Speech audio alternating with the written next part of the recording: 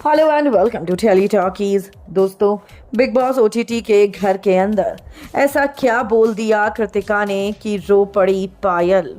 हुई पायल इमोशनल और देखकर इन दोनों की बॉन्डिंग जल गई घर वालों की भी। हैरान हो गए घर वाले, क्या हुआ है, कैसे हुआ है, पूरी खबर हम आपको हमारी इस रिपोर्ट में बताएंगे।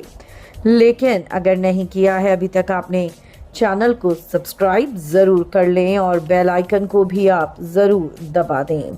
दोस्तों, बिग बॉस ओटीटी के घर के अंदर यहाँ पर अब पायल और कृतिका दोनों ही बैठे होते हैं सभी घर वालों के साथ। इन शॉर्ट, यहाँ पर शिवानी होती है, वड़ा पाव गर्ल होती है और सना मकबूल होती है।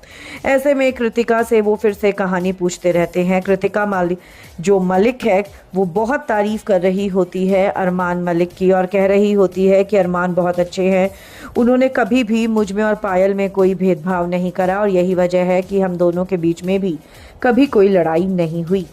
ऐसे में यहाँ पर शिवानी बोलती है कि मैं कैसे मान लूँ कि दो औरतें एक साथ रह लेती हो।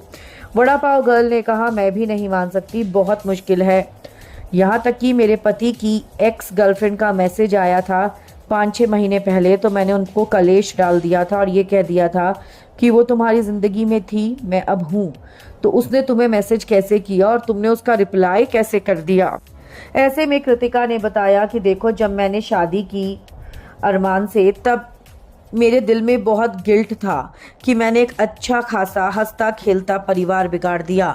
मुझे चीकू को देखकर, पायल को देखकर बहुत बुरा लगता था। हम लोग 1.5 साल तक अलग अलग भी रहे। हुआ ये था कि हम लोग एक कॉमन फ्रेंड के थ्रू मिले थे, मैं और पायल। हम दोनों के बीच में दोस्ती हो गई।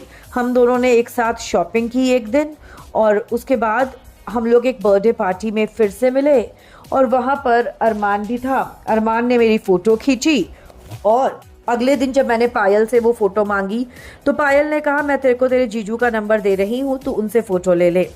लेकिन मुझे पता ही नहीं चला कि कब हम दोनों एक दूसरे से बात करते करते एक दूसरे के इतने करीब आ गए कि 7वें दिन हम दोनों ने एक दूसरे से शादी कर ली। इस शादी की वजह से पायल को बहुत बड़ा झटका लगा था, वो टूट गई थी। पायल ने कहा, मेरी हालत ऐसी हो गई थी कि मैं 40 किलो की हो गई थी और मुझे चीकू के कपड़े आने लगे थे। ये बताते हुए भी पायल की आंखें भर आईं। ऐसा लगने लगा मानो जैसे ये दोनों एक दूसरे की बॉन्डिंग जो दिखाने की कोशिश कर रही हैं, असल में कहीं ना कहीं चीज़ वो है नहीं जो दिख रही है। पायल आज भी कृतिका और अरमान की शादी को लेकर हर्ट है।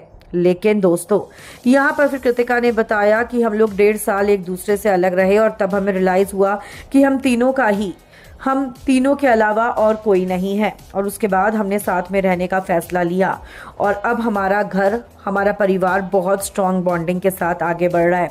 लोग सोचते हैं कि पता नहीं कैसे दो लड़कियां रह लेती हैं, दो औरतें एक साथ रह लेती हैं, लेकिन हम रह लेते हैं क्योंकि हमारी बॉन्डिंग स्ट्रॉन्ग है। और अरमान जी ने कभी भी हमें ये महसूस नहीं होने दिया कि हम दोनों अलग हैं। उन्होंने जो भी चीज़ मंगाई है हम दोनों के लिए एक जैसी मंगाई है। उन दोनों ने हमारे लिए जो कुछ भी किया है एक जैसा किया है और वो सच में बहुत अच्छे इंसान हैं। हमें उन्होंने फाइनेंशियली भी पूरी तरीके से सिक्योर कर रखा है। दोस्तों, यहाँ पर जिस तरीके से कृतिका ने अपने दिल की बात बोली, उसको सुनते हुए जब पायल की आंखों में आंसू झलकने लगे तो कहीं ना कहीं ये साफ हो गया कि चाहकर भी पायल वो बातें नहीं भूल पाई, वो शादी नहीं भूल पाई जो उसके पति ने कृतिका से की। आपको क्या है लगता? आप अपनी राय हमें कमेंट्स में ज़रूर लिखकर बताएं। वीडियो को लाइक और शेयर करना आप ना भूलें।